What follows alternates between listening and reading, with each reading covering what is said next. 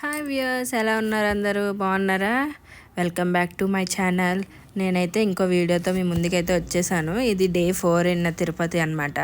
So నిన్న మేము కాణిపాకం నుంచి తిరుపతికి వచ్చేసాం. తిరుపతిలో నైట్ 2 days ఇంకా రూమ్ బుక్ చేసుకొని ఈరోజు తిరుపతిలో అమ్మవార్లు ఉంటారు కదా, పద్మావతి అమ్మవారి టెంపుల్కి అండ్ గోవిందరాజు టెంపుల్కి వెళ్దామని అనుకున్నాం. కానీ పద్మావతి అమ్మవారి టెంపుల్ కన్నా ముందు మేము ఒక శక్తిపీఠానికి అయితే వెళ్ళాము. తిరుపతిలో ఉంటుంది ఆ శక్తిపీఠం. అక్కడ గురూజీ కూడా ఉంటారు అండ్ మాతాజీ ఉంటారు. మనకి ఏదైనా సమస్య ఉంది అంటే ఆ స్వామీజీ దగ్గరికి వెళ్తే మనకి మంత్రం ఇచ్చి మనకి జపించమంటారు అనమాట. కానీ చాలా పవర్ఫుల్. మీరు ఎప్పుడైనా తిరుపతి వస్తే అక్కడ కూడా వెళ్ళడానికి ట్రై చేయండి. అది తిరుపతిలో రాయల్ చెరువు అని అంటారు. సో అక్కడికి వెళ్తే మనకి అక్కడ ఆ శక్తిపీఠం దగ్గర దించేస్తారనమాట. ఇంకా మేము ఇక్కడ కోనేరులోనేమో దిగి కాలు కడుక్కొని నెత్తి మీద నీళ్ళు చల్లుకొని అయితే మేము దర్శనానికి అయితే వెళ్ళిపోయాము. నాకైతే ఇక్కడ ఒకటి అర్థం కాదు, కోనేరులో ఎందుకండి దిగి కాలు కడిగి నెత్తి మీద జల్లుకుంటారు? మీకు ఎవరికైనా తెలిస్తే నాకు కామెంట్ బాక్స్లో కామెంట్ చేయండి. ఇంకా దర్శనం చేసుకొని బయటకు వస్తే ఇక్కడ మా అత్తయ్య గారు ఏదో చెప్తూ అడుగుతున్నారు. నేను నవ్వులుకుంటూ సమాధానం ఇస్తున్నాను. ఇంకా దర్శనం నుంచి బయటకు వచ్చిన తర్వాత బయట షాప్స్ ఉంటాయి కదా, సో కొంచెం అత్తయ్య గారు అయితే ఇంటి కోసం షాపింగ్ చేశారు.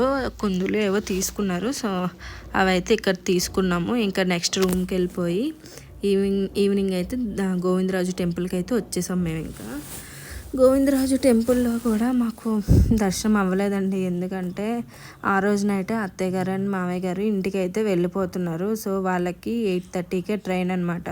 ఇంకా మేము గుడి దగ్గరికి వెళ్ళినప్పటికీ 7 అయిపోయింది. గుడి క్లోజ్లో ఉంది అండ్ 7:30కి ఓపెన్ చేస్తారు అన్నారు.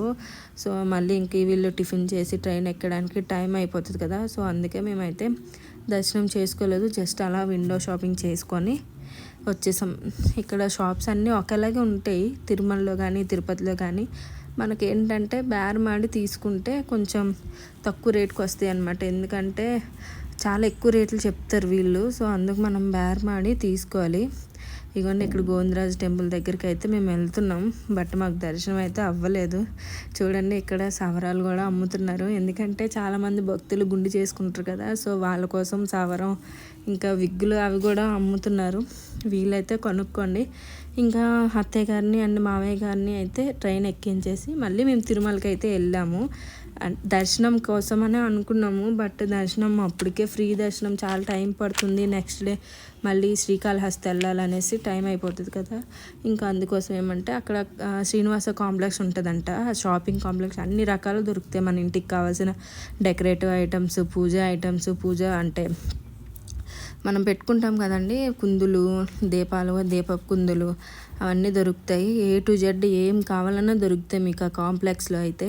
చూడండి చిన్న వస్తువు నుంచి పెద్ద వస్తువు వరకు అన్ని వస్తువులు ఉన్నాయి. నాకైతే ఇలా షాపింగ్ చేయడం భలే ఇష్టం. అన్నీ చూసుకుంటూ అలా వెళ్తున్నాను. నేను కొన్ని షాప్ చేశాను, అవి మీకు తర్వాత వీడియోలో పోస్ట్ చేస్తాను చూడండి.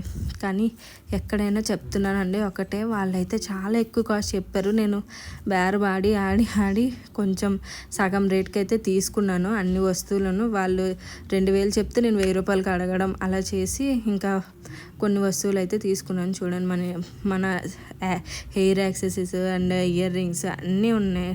అండ్ డెకరేటివ్ ఐటమ్స్ కానీ మన గుడి అంటే దేవుడి గుడికి పెట్టుకునే తోరణాలు లాంటివి కానీ, గుమ్మానికి కట్టుకునే తోరణాలు లాంటివి కానీ అన్నీ చూసాము.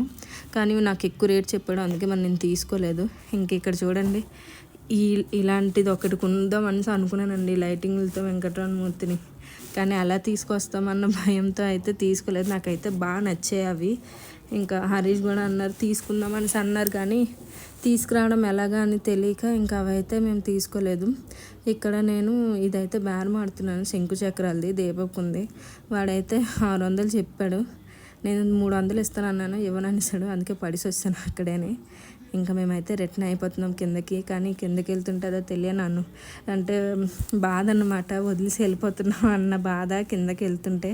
కానీ ఈ ట్రిప్ మాత్రం నాకు చాలా బాగా అనిపించిందండి.